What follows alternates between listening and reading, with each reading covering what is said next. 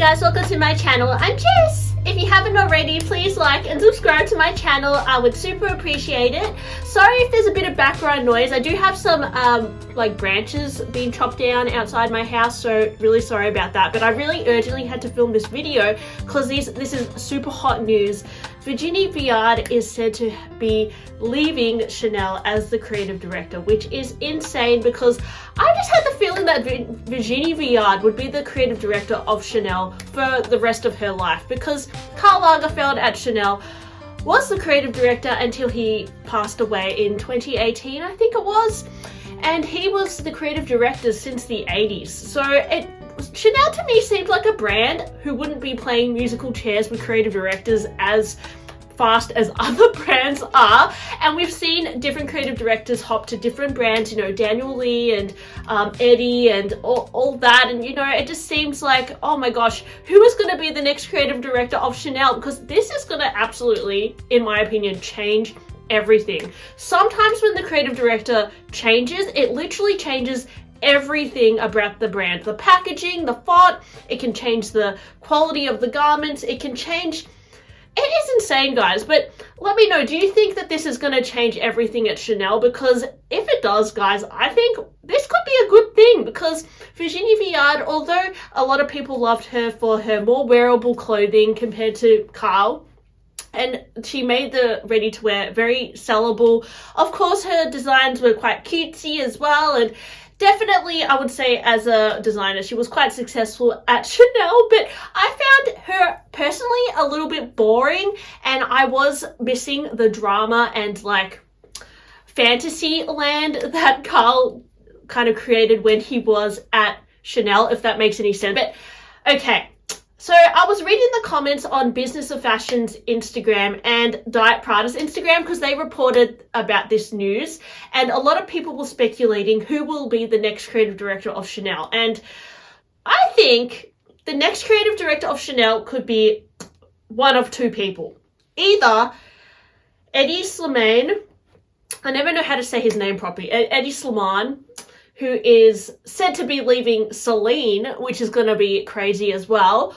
Or I think it's going to be Marc Jacobs. And why do I think this, guys? Well, if you think about Eddie at Celine, what he was doing at Celine was definitely his own aesthetic. You saw it at, you know, what he did at Celerot as well, changing the font, changing the clothes, having that like skinny look, the teddy jackets, the biker jackets. The vibe was very similar to what he did at Celerot, but I did see elements of Chanel with what he was designing. Like, for example, he did have like these 4-pocket jackets, bags with chains, and not to mention the Triomphe logo in itself kind of looks like the Chanel logo. I mean, the CCs. And I know that this was taken from the archives, but it seems like for a while he's been playing with Chanel aesthetic. So perhaps Chanel has seen this and decided he could be the next fit for Chanel.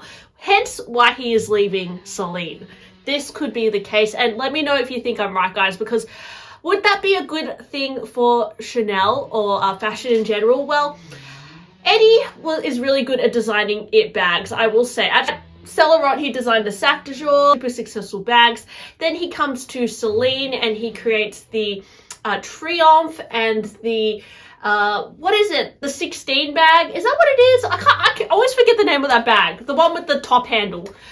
You know, and they have been very successful as well. And I don't think it would be easy for anyone to come in after Phoebe Philo and make these like bags that are just as what she did, because she has a really cult following. So I think that was a hard ship to sail, being the designer at Celine, and he was very successful at doing that and creating and putting it back on the it bag kind of trend. And I'm just talking about handbags. In terms of clothes as well, there were a lot of commercial things that I think sold really well at Celine as well.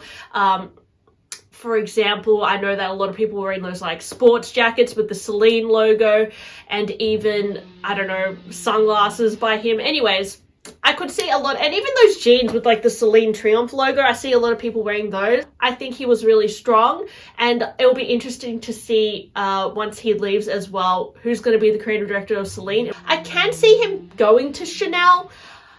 However, I don't know if it would be everybody's favorite, because he does have a tendency to just do the same kind of thing at every brand, and that really pisses people off. Like, for example, I know a lot of people were pissed off by the fact that he kind of brought his own aesthetic to Celine and kind of got rid of the whole Phoebe Philo vibe.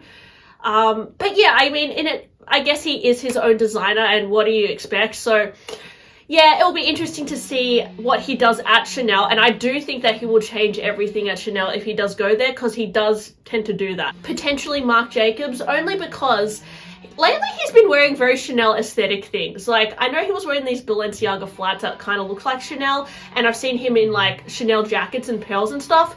So maybe he was like gearing up to work at Chanel. I don't know, guys. And I think Marc Jacobs has a really soft spot in a lot of people's hearts. Like when he was at Louis Vuitton, you know, during the late 90s and through the 2000s, he brought a lot of like cutesy elements to Louis Vuitton and kind of street vibe things. You know, the Takashi Murakami collection is a lot of people's favorite, and kind of innovating at Louis Vuitton and bringing in the ready-to-wear, which was something that they didn't have before. You know, he did really elevate Louis Vuitton and make it evolve, which I think Chanel does need an element of going forward. It needs to change a little bit to still continue to grow and be popular. Of course it is still popular, but a lot of people are boycotting Chanel, myself included, because of the price, and the quality is not as good as it used to be. And I find the designs actually quite repetitive and boring. So it needs some sort of element now. It needs to be reinvented in a way to stay fresh. So I do think that you need some fresh energy at Chanel. And Virginie to me was just a little bit boring. So I do think that Marc Jacobs could bring that. And he has a tendency to, like, I guess, be relatable to the younger clientele as well. When I think about his designs at, like, Heaven and Marc Jacobs, he has a lot of pieces that appeal to, like, mass market. So I can see him creating things that are very commercial at Chanel and sell really well. So that will be interesting as well if he becomes the creative director. But a lot of people are hoping that it's John Galliano, because lately there's been more interest in Maison Margiela. I think particularly because there was like an artisanal collection a few months ago.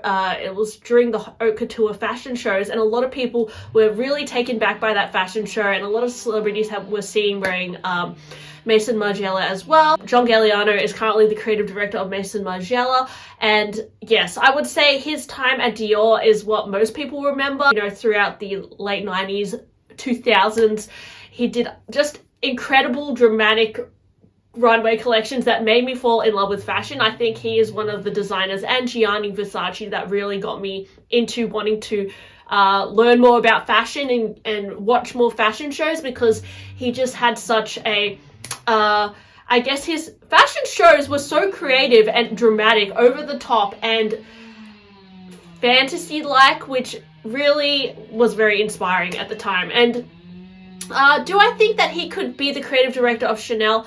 I think he's doing really well at Maison Margiela, so I don't think that Chanel would hire. I mean, I think they would want to hire him, but I don't think so. I don't think he's going to go to Chanel. I don't know. I think in a way Chanel would be too restrictive for him as well. I think at Maison Margiela he can be a little bit more experimental. But I think if you were the creative director of Chanel, you could be a little bit caged in a little bit with just creating very commercial pieces as well. I don't know. And then another person who could be the creative director of Chanel, I guess, is J.W. Anderson. He's been one of the hottest designers of, you know, the last few years at Loewe. However, I don't see him leaving Loewe anytime soon.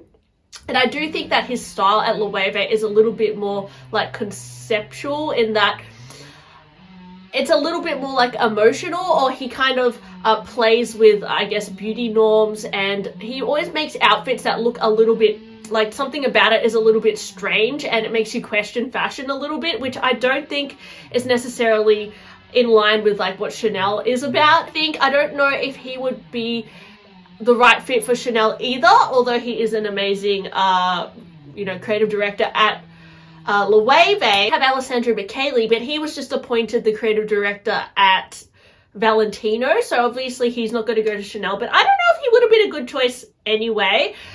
And then Pharrell, I mean, he has had a collection with Chanel in the past. So if he wasn't appointed the creative director of Louis Vuitton, well, he could have been in the running for the creative director of Chanel. And do I think that would have been a great fit? I think he does have a cult following, so I think it could have been successful in his own right. And I think at Louis Vuitton he's doing really interesting things with the P9 Speedy, which I spoke about yesterday. But nah, I don't think that he could be. And actually, because Chanel is so much about women and women's empowerment, that makes me think that it could be a woman who's going to be the creative director, so it could be like Sarah Burton, who has just left, or recently left Alexander McQueen.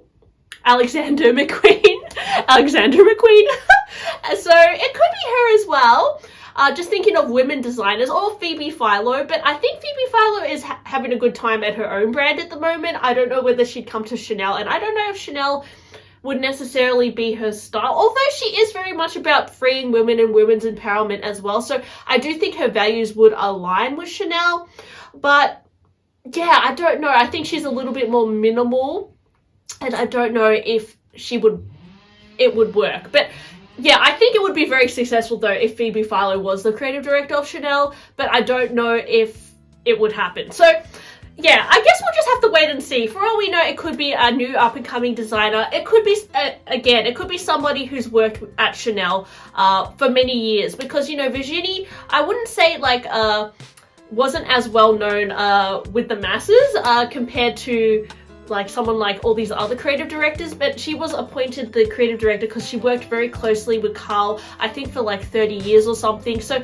it could be that Chanel also hires someone internally who's worked with the brand for many decades as well. And it could be somebody that we're not that familiar with who has like fresh energy. So it'll be interesting to see who the next designer for Chanel will be. Let me know who you think it will be, or if you have any idea, if you've heard who it could be, and what do you think this will do for the brand? Do you think this is gonna make it change for the better? Let me know, and thanks for listening to my blogging video today. Hope you enjoyed it. Please like and subscribe, and I'll talk to you guys on my next one. Bye!